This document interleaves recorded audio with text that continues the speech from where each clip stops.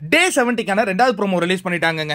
தர்ஷிகாவின் evict moment தான் இந்த ப்ரோமோல வருது. முதல் முறையாக அந்த கார்டையே காட்டுற அந்த அது நமக்கு அவுட் ஆஃப் ஃபோக்கஸ் தான், கிளியரா தெரியல. பட் அந்த கார்டையே காட்டுற அளவு ஒரு ப்ரோமோ வந்திருக்கு. இப்போ சேதனை கேட்குறாரு, யார் 2 பேர் உட்காந்துருக்காங்க ஹாட் சீட்ல, விஷால் அண்ட் தர்ஷிகா, யார் போவாங்க அப்படின்னு கேட்கும்போது அருண் சொல்றாரு விஷால் அப்படின்னு சொன்ன உடனே இந்த பாட்டு தான் விஷாலுடைய மனசுல ஓடி இருக்கும். விடுகதையா இந்த வாழ்க்கை, அடப்பாவி, என் நண்பனுக்காக நானே போவேன்னு சொல்லிட்டு இருந்தேன், இவன் தான் போவான்னு சொல்றானேன்னு சொல்லிட்டு உடஞ்சிட்டாருங்க விஷால்.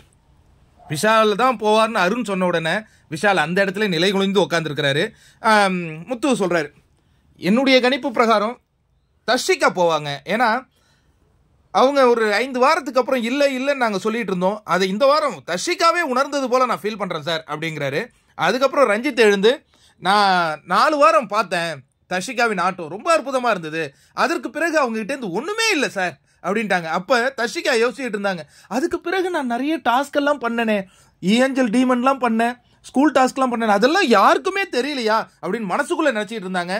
உண்மையாலேயே நீங்கள் ஸ்கூல் டாஸ்க்லாம் பண்ணது ஆடியன்ஸை ரீச் பண்ணவே இல்லை தர்ஷிகா அப்படிங்கிற அந்த கதையெல்லாம் அவங்க வெளியில் வந்து இன்றைக்கி தான் பார்ப்பாங்கன்னு நமக்கு தெரியும் போது நமக்கே நெஞ்சம் பதபதக்குது. அதற்கு அடுத்தது தீபக் சொல்கிறாரு, சார் தர்ஷிகா தான் சார் வெளியே ஏறுவாங்கன்னு நான் நினைக்கிறேன் அப்படிங்கும்போது உடஞ்சி போயிடுறாங்க 2 பேருமே. நாம் 2 பேரும் இந்த பிக் பாஸில் எவ்வளோ அற்புதமாக இருக்கணும் அப்படின்னு நம்ம யோசிச்சுக்கிட்டு இருந்தோம். பட் நம்ம 2 பேரும் உட்காந்து ஹாட் சீட்டில் உட்காந்து ஒவ்வொருத்தவங்களையும் கேள்வி கேட்குறாங்களே அப்படின்னு ஒரு கணம் இந்த உங்களுடைய சோகத்தை வந்து உங்களால் மறக்கவே முடியாது. அந்த ஃபேஸ் நம்ம காட்டி கொடுத்துரும். இந்த ஃபேஸே எல்லா விஷயத்தையும் சொல்லுது.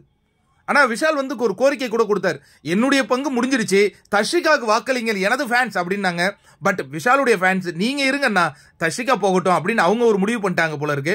அதனால தர்ஷிகாவை வெளியே அனுப்புறாங்க. பட் தர்ஷிகாவனுடைய முகம் செத்து போய் உட்காந்துருக்கிற அந்த காட்சியை பார்க்குறோம். விடிஞ்சு போயிட்டாங்க. அந்த கார்டை எடுத்து சேதன் அப்படி காட்டும் பொழுது ஆடியன்ஸ் சைட்லேருந்து ஒரு கிளாப் வருதுங்க, கரகோஷம் வருது. அந்த கிளாப்ஸை கேட்ட உடனே தர்ஷிகா இன்னும் டிசப்பாயின்மெண்ட் ஆகுறாங்க.